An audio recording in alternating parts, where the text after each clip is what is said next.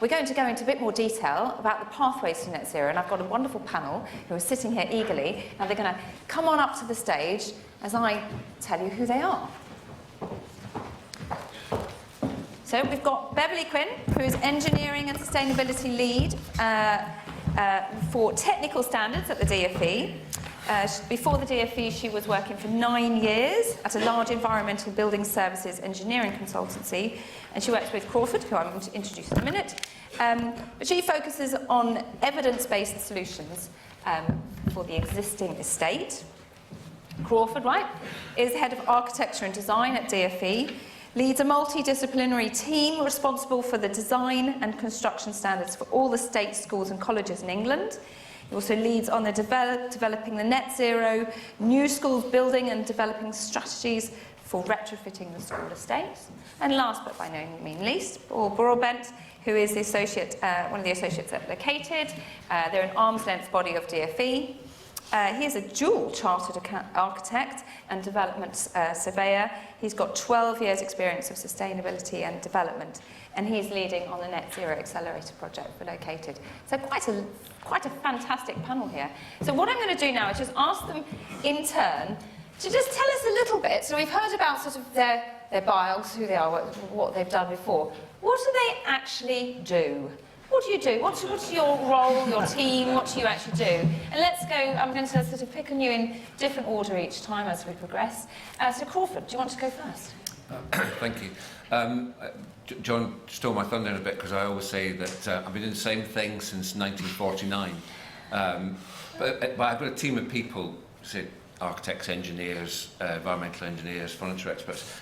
And we set these technical standards for schools and colleges across England, but what that means on a day-to-day level is responding to whatever current pressures we've got. And I was just thinking as John was talking about what those have been, and over the last 8 years that I've been in this job, there's a kind of regular drumbeat of crises and emergencies that come along that I have to respond to. The first one was fire from Grenfell, the second one was ventilation from COVID, the third one was energy from the energy crisis from the war in Ukraine, and the last one was structural safety around Iraq. So we have to respond to kind of day-to-day pressures, but coming back to my point about 1949, we have to keep a one eye on the future, because every time I write something down, responding to those crises, in a document, guidance, technical information, and building bulletins, that stays there for a long time. And the standards that we build schools and colleges to now are buried back in how we thought about education buildings in the 1940s. So I have to remember, as I'm responding to day-to-day issues, that these will be there for a long time, and what the impact is, what they'll be long-term. So today, it's responding to current pressures and thinking about the future. Fantastic. And Beverly, what is it you do? So day-to-day, so for the DfE-funded new build projects, we are always gathering lessons learned and issues from the delivery of the S21 specification, where we implemented net zero carbon in operation, and taking that evidence and thinking how we can build on it and improve on it, especially for S25, which will be our next publication. And then for the existing estate, taking an evidence-based approach as well, and looking at data, how we can use it to inform our decisions, and testing various different retrofit interventions. But as John said, it's not just about net zero, it is a sort of whole holistic sustainability approach, so also focusing on what we can do in terms of educating children around STEM. There's a massive skills shortage as well. So although we are in technical standards, everything we do, we are trying to broadly focus on the wider requirements that we've set out within the DfE. Brilliant. And Paul? Hi there. Yes, so I work for Located alongside the brilliant Will Attlee, and I will also work with Sharon McHale over there, who are both brilliant colleagues of mine. And Located at its heart is a delivery organisation. So John has talked about Inspire, Plan, Act. We are the Act bit, so we're very much interested in delivery. I'm an architect and surveyor. Will is a surveyor. We have lots of very experienced property professionals at Located. So we're really interested in how we can actually deliver net zero and actually get on the ground. A lot of my work involves building partnerships with the private sector. A lot of the people we've worked with are in the audience here today. and delivering innovative pathfinders, and also doing a lot of research and development around innovative financial models. And that could involve engagement with universities and also with finance partners as well. Fantastic. So I've got some questions here that I'm going to ask this lovely panel, and then I'm going to come to you guys. So it's your opportunity to quiz them about anything you'd want, really, to be honest. You know, keep it nice. So while I'm asking them my questions and they're answering them, do think of things that you're intrigued about and you want to ask this very knowledgeable group here about. And I'm going to kick off, setting the scene a bit with Crawford. What's your vision? What do you see as a sustainable education estate? Well, I like to think, as everybody's sort of alluding to today, which is great, the thing with this conference is net zero. I think probably everybody in the room recognises that sustainability is a wider issue. Net zero is a nice shorthand. So I'm going to go back to kind of the earlier way that we used to talk about sustainability in terms of the balancing of economic, social and environmental issues. But I'm trying to boil that down. Every time I come to a kind of conference or a meeting like this or talk to people externally, I kind of challenge everyone to think about their local school. You know, there are 22,000 schools or so. They're in every community. I think, as you mentioned, Alex, that we've got schools, colleges and nurseries everywhere across Britain. Well, let's just talk about England. Those, to me, should be the best possible places that we can deliver as a society. They should be centres of excellence for sustainable development.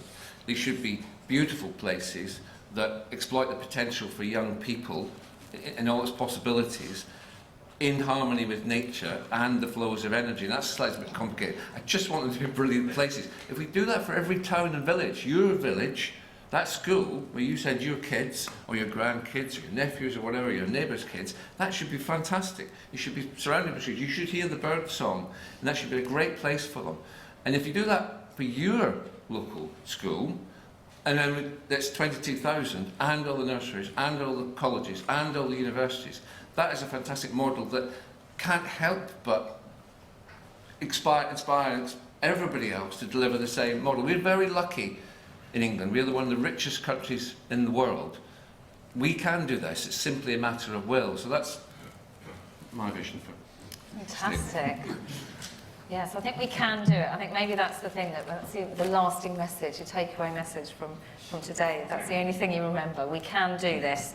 Okay, Paul, so next question for you, so a little bit more techie. So how can the Net Zero Accelerator Service accelerate this delivery? Thank you, Alex. I like a technical question. I'm at home there.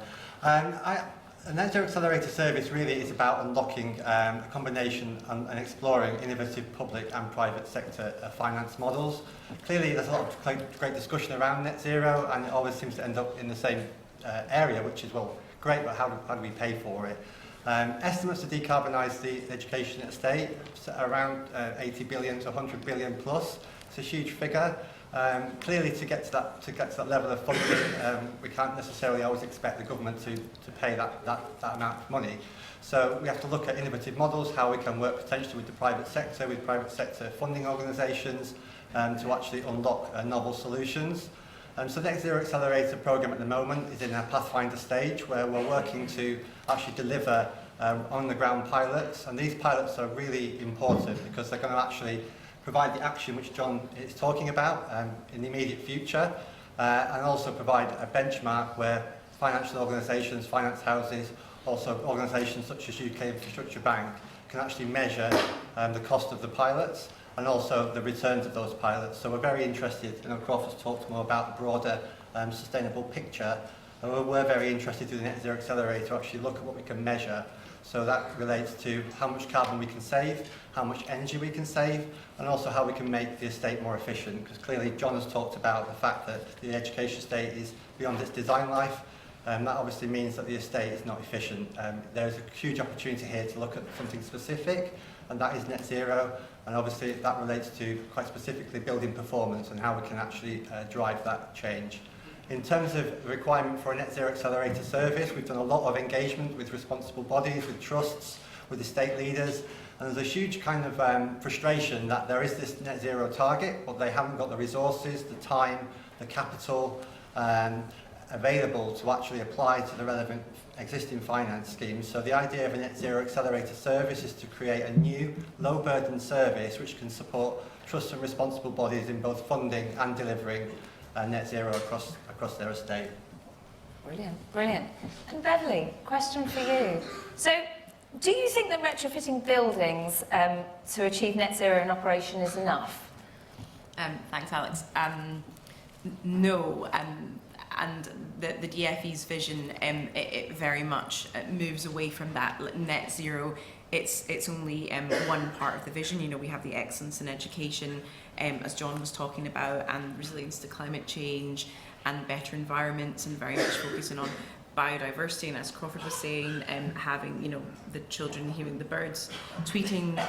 So there's a lot more to it, and the action areas set out, you know, climate education and green skills, especially, they do try to move us away from that. So even within technical standards, when we are looking at evidence-based strategies for decarbonisation, we're always trying to broaden that out and think, well actually let's think beyond just this technical solution. And you know, we have great external teams in some instances appointed on some of our research projects who, you know, all come from sort of different consultancies and backgrounds. So we try to bring all that expertise together, and even though maybe they have technical backgrounds, trying to make it more holistic and thinking away from just purely retrofitting buildings, which is really important because there are things that we can do that are really beneficial and tie in with these wider the wider vision, because we could do all of those things probably a little bit easier than actually getting the investment to retrofit the existing estate to net zero. So we really have to take this more holistic approach if we want to meet the much more holistic vision on sustainability. But as much as, you know, net zero is really important, it's not just the answer, and it shouldn't just be the focus, and it's not at the moment. Thank you. And I've got one more question for the panel before I'm going to pass to you guys. So I hope you're getting your questions ready. So this is actually for all three of you. I'd like an answer from all three of you on this one. So we know there are a lot of challenges. You know, there are a lot of barriers. You know, a lot of issues. What would you change if you could? Is there something that within this system that you would change if you could? I'm going to start with Paul for this one. It may be obvious, my answer, but I would say action at this stage. I came kind of last year to this conference. I've been to several net zero conferences. I'd just like to see more action. I'd like to see practical action on site. I'd like to see essentially regional delivery teams enabled, delivering net zero on site, gathering the data required to deliver. Data is obviously a huge challenge. Unlocking the finance is obviously a huge challenge, but we can't address those two things until we're actually there on site. My background is architecture, delivering buildings in London. It's very challenging, but ultimately I'd like to see real progress on site, and actually seeing our, hopefully, the Net Zero Accelerator programme expanded and move forward. So that'd be my hope. Fantastic. So just get on with it answer. Absolutely. Crack on. Beverly. Thanks. I would really like to see a more joined up approach within the DFE and the industry, which actually that change is happening through initiatives such as the climate ambassadors that John spoke of, and the climate action plans. So they are split up to decarbonisation, adaptation, biodiversity and education, and these are the right steps that we're taking towards acting. So I think more of that, and just sort of bringing everything together in a more holistic approach. And personally, it would be great to go at a quicker pace, but obviously we are quite constrained in how quickly we can bring these things together and deliver them effectively. And Crawford. I'm speaking here, this is unofficial personal view. Of course, always, yes. And this might be counterintuitive, but if we stopped building and you had to deal with this without doing so, what would you do? So that's you know what a lot of these people do for a living. I know, right? exactly. Okay. But as a construction professional, I feel it can be quite annoying that probably everyone here is sort of, as a organisations are all committed to sustainability and addressing climate change, but everyone advertises a brand new building. And we're really the same. John was talking about a fantastic new St Mary's Biophilics school that we led and developed in Derby. In that case, we had to build, but because someone had burnt down the school. Now, there are some cases where you're going to need to, but if it's not your first reaction to dealing with this issue, it is you've got an asset. We've all got fantastic assets. How do we deal with this issue without building? Then I think it would drive a much more significant change in the sector than we currently have. Yeah, absolutely. And isn't it 72% of schools are still expected to be in use in 2050? Exactly. Some shocking number like that, so we've got to sort out our existing stock. Okay, so over to you guys. We've got some roving mics, I believe. Hands up. Super keen. I'm going with the guy at the back who had his hand up fastest I've ever seen. And if you want to just say who you work for, that would be great. But no long spiels, please. We want to get lots of questions in. Okay, I'll try and be brief. My name is Richard Jones of Emilio Solar Energy. We've been busy installing solar panels, working on our sites, people such as Barker Associates on many multi-academy trusts, and with those trusts having their own reserves, it's very easy for them to fund investment in things like solar PV. Where we run into more difficulties is with some of the more state-funded schools through local authorities. Now, there's very well-established private sector funding models that could easily solve some of these issues on a cash flow positive basis, but they run into difficulties with the public sector rules on accessing finance. And I wonder whether that's something that the DFE could free up, which would help achieve some of what Paul's been talking about. Let's just crack on with it.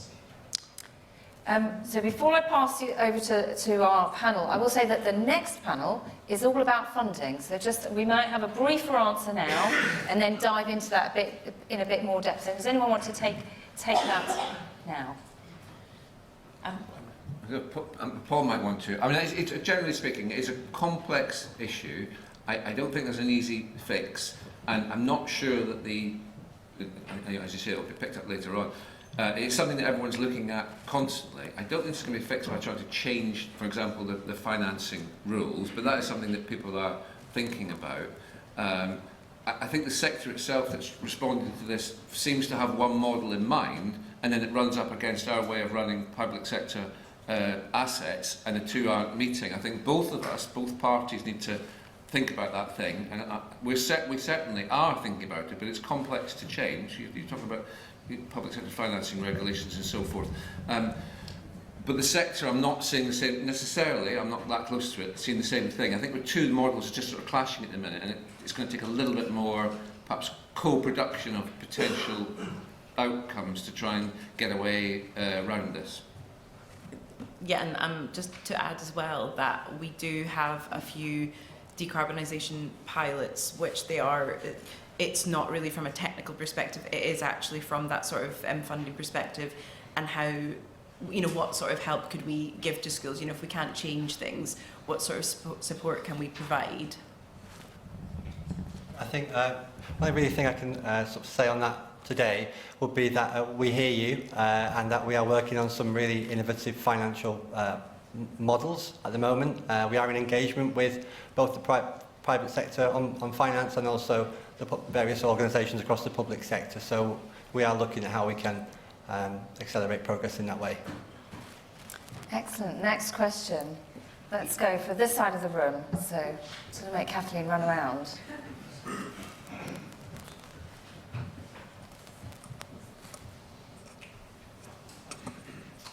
Thanks very much.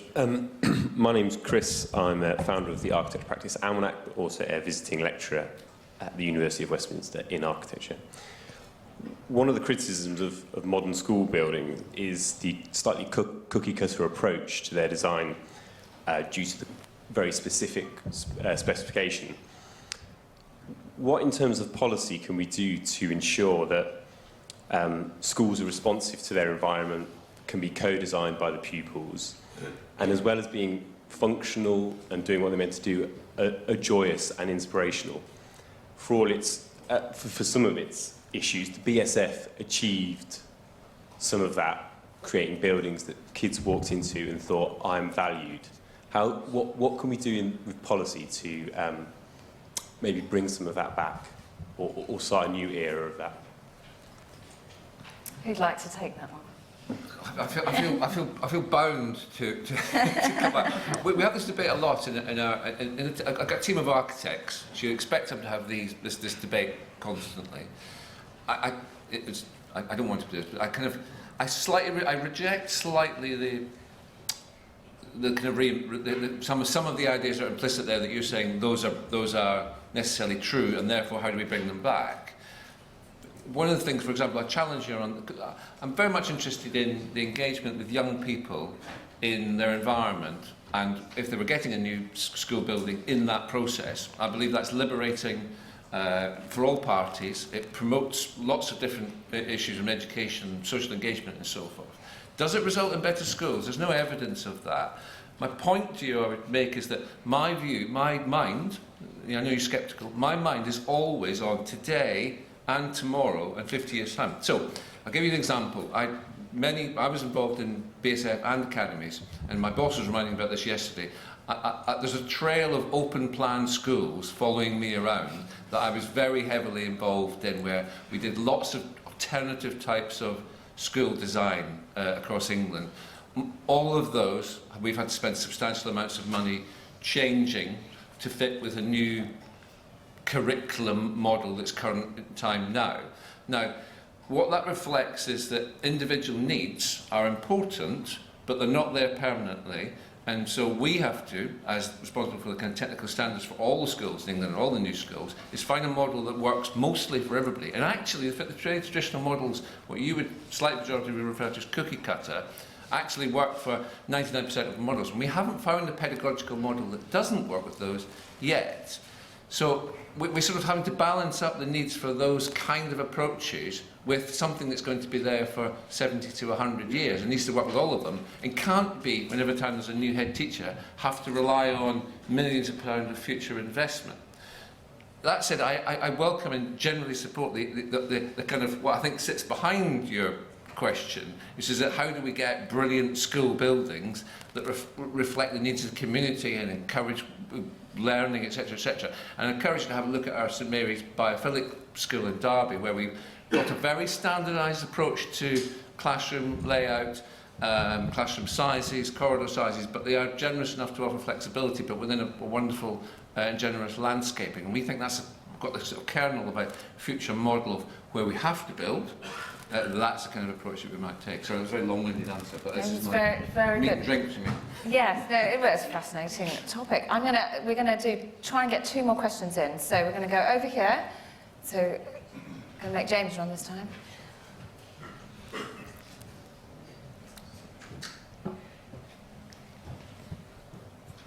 Thanks. Hi, Andy Stanton from Introba, head of sustainability there. My question is about iServe, a database that of 400 schools with operational data, and the question is a simple request. I think Paul, you mentioned about data. We need data. Can we have this data released? It helps users, it helps designers, it helps contractors to show what's good at and what works and what doesn't work. Oh, it's very specific.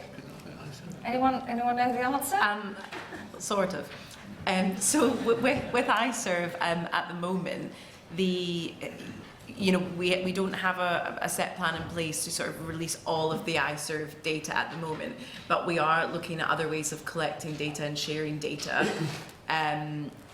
Probably on a individual project basis, we've got data available that we could share, but we just aren't at that point yet. But we are very aware of this issue and we are looking at it, so please bear with us. Thank you. I think you're right, the data is absolutely key. Okay, next one. Paul's been very well behaved, so I'm next up. Hi, my name's Paul Stewart. I'm from Plymouth Cast. I just wanted to convey that there seems to be, from my perspective, a misconception that the only solution to decarbonise your schools is to put in super expensive heat pumps, which obviously come at a cost. And we need to think outside the box and come up with much cheaper solutions. And so for us, we've decarbonised one of the schools, and give or take, with a few extras, it was £1 million, 34 schools, £34 million for arbitrary's sake. From this October for the next 2 years, our carbon footprint for gas and electric is going to be 0.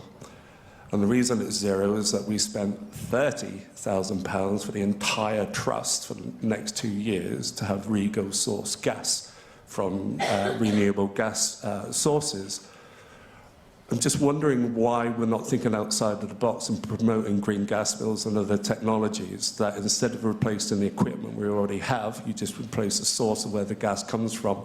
So yes, we need to get rid of fossil fuels, and there are plenty of papers and plenty of published studies out there that say there are other solutions. So rather than spending billions and billions and billions fixing and ripping out perfectly serviceable equipment, horrendously inefficient, we can do much cheaper solutions by just changing the source of the fuel.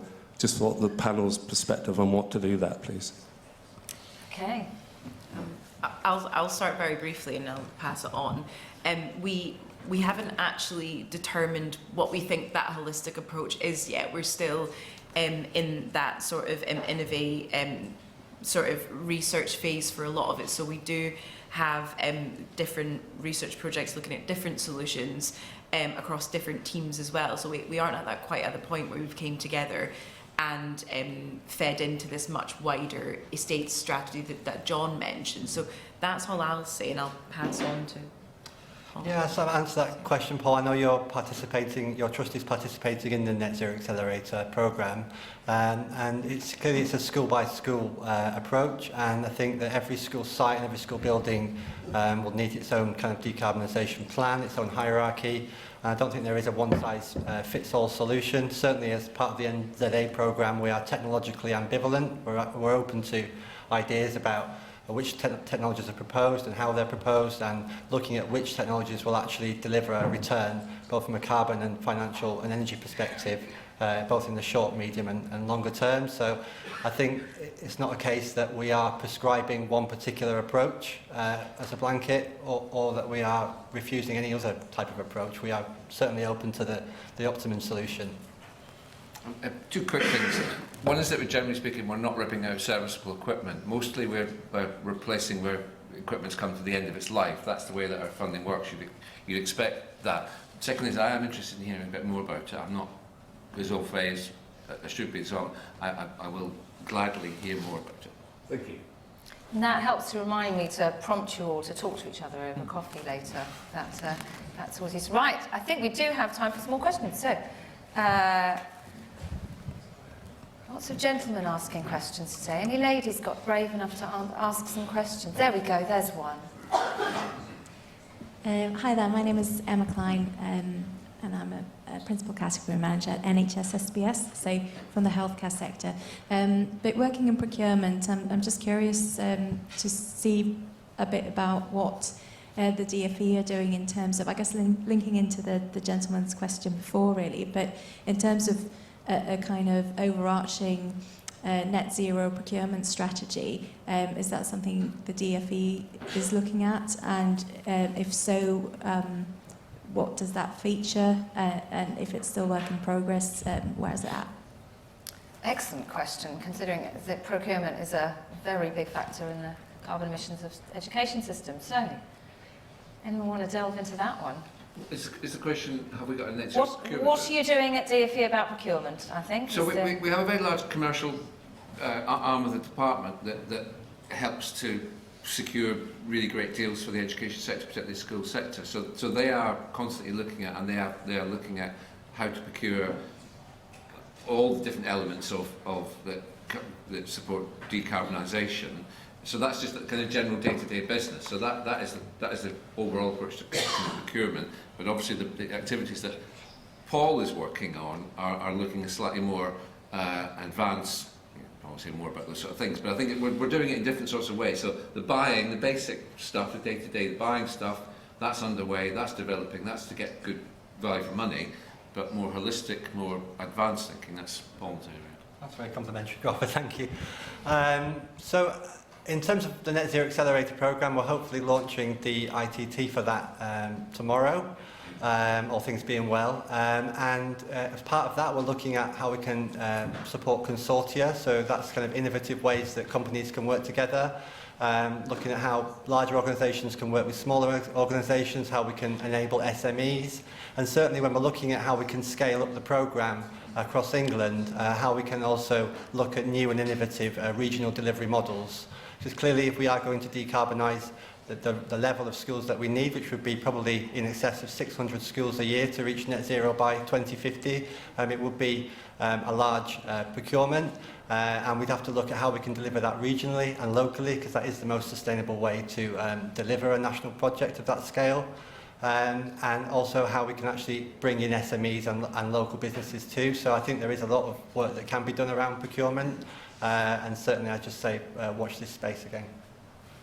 Thank you very much, and that's a good place to leave it as we now head into the first